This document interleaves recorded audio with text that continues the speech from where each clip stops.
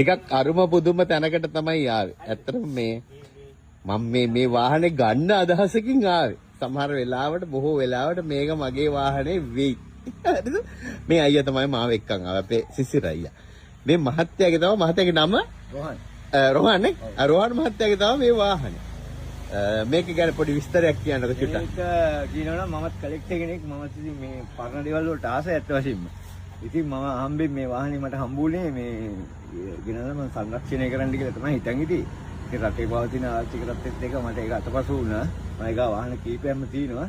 මොකද මේක විශේෂත්වය මේක ජර්මනියේ හදපු එකක් දැන් 1950 දශකයේ. මේ ටාටා බැජ් එක ගහලා තියෙන නිකන් නේ බේස් බැජ් එකක්. නිකන් ලස්සනට ගහපු එකක්. ඔව්. මේක දැන් පාවිච්චි කරොත් මිනිස්සු මේකේ පැරණි ඓතිහාසික පරණ වටිනකම ගැන අවබෝධයක් නැහැ. ඔව්. ඒක ඉතින් අපි අර කලෙක්ටර්ලා වශයෙන් අපි අර ගාන ඇලුම් කරන සීමිත පිරිසක් ඉන්නවනේ ලංකාවේ. ඔව්. ඉතින් ඒ අය කෙනෙක් තමයි මමත්. ඉතින් ඒකින් තමයි මම මේක මේ තියාගෙන මේ රැක බලාගත්තේ. ඇත්ත වශයෙන්ම කියනවා. අතන මේ මහත්තයා ගාව තමයි මේ අර රන්මුතු දුව චිත්‍රපටය. දේවල් ගෙනිච්ච මේ මොරිස් කමර්ෂල් කියන මේ වගේම ලොරි රථයක් දැන් බස් එකක් බවට හදලා තියෙන්නේ.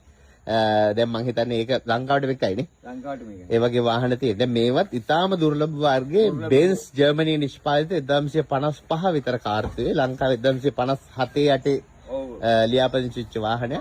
ඒකේ ටොන් 3ක් බර අදින්න පුළුවන් 6 සිලින්ඩර් වාහනයක් පොඩි මොඩල් එකක්. මේක දිගේ එකක් තියෙන. බෙන්ස් වාහන විශාල වශයෙන් ඒ දවස්වල අතට ආනයනය කරලා තිනවා.